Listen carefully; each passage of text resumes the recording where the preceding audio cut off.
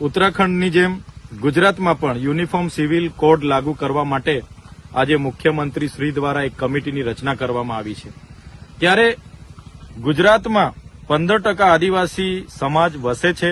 1,45,00,000 જેટલી અહીંની વસ્તી આદિવાસી સમાજની છે, છતાં આ કમિટીમાં એક પણ સભ્ય, એક પણ પ્રતિનિધિ આદિવાસીનો સમાવેશ કરવામાં નથી આવ્યો, જે બતાવે છે કે આ સરકાર આદિવાસી વિરોધીની પોતાની છબી ધરાવે છે। સાથે સાથે યુનિફોર્મ સિવિલ કોડ લાગુ થવાથી જે આદિવાસીઓના આદિ અનાદિ કાળથી જે પરંપરાઓ, જે રીત રિવાજો, જે રૂઢિઓ ચાલી આવે છે, જે છીનવાઈ જશે। આજે પણ અમારા સમાજમાં કોઈ પણ દીકરા દીકરી પુખ્ત વયના ભાગી જાય છે, સમાજનો પંચ બેહીને એને માન્યતા મળે છે। કોઈ વિધવા કે વિધુરને પુનઃ લગ્નની માન્યતા મળે છે, બહુપત્નીત્વને માન્યતા મળે છે, કોઈનો મન મેળાપ નથી થતો એને છૂટાછેડાની પણ માન્યતા મળે છે, કોઈને દીકરી છે એના ઘર જમાઈ કરીને એને ઉત્તરાધિકારી નક્કી કરવાની પણ માન્યતા અમારા સમાજમાં મળે છે। ત્યારે આ યુસીસી લાગુ થવાથી આ સમગ્ર બાબતો નષ્ટ થઈ જશે।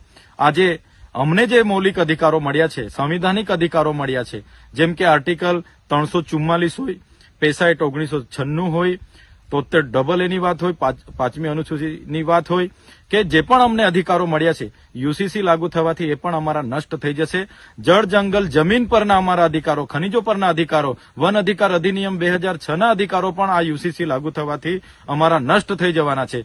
ત્યારે અમે ગુજરાત સરકારને કહેવા માંગીએ છીએ, યુસીસીમાંથી આદિવાસી સમાજને બાદ રાખવામાં આવે એવી અમારી સ્પષ્ટ માંગણી છે।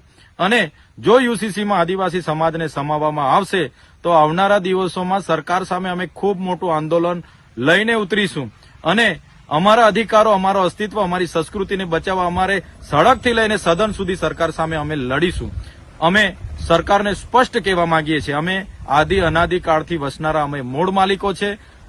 સમાનતાની મોટી મોટી વાતો કરનારી આ તમારી સરકારોએ આજ દિન સુધી આદિવાસીઓને ન્યાય નથી આપ્યો। આજે અમારી 15% વસ્તી છે, અમારે ન્યાય પ્રણાલિકામાં 15 જજીસ નથી, યુનિવર્સિટીઓમાં 15 કુલપતિ નથી, કોર્પોરેટ જગતમાં 15 ઉદ્યોગપતિઓ નથી, સેક્રેટરી સચિવાલયમાં 15 અમારા સચિવો નથી। અને દરેક ક્ષેત્ર તમે જોઈ લો, કોઈ પણ ક્ષેત્રમાં આદિવાસીઓને આજે પણ સમાનતા આપવામાં નથી આવી। આજે પણ અમારી સાથે રોટી બેટીના વ્યવહારો સુધી આ વિસ્તારોમાં નથી થતા।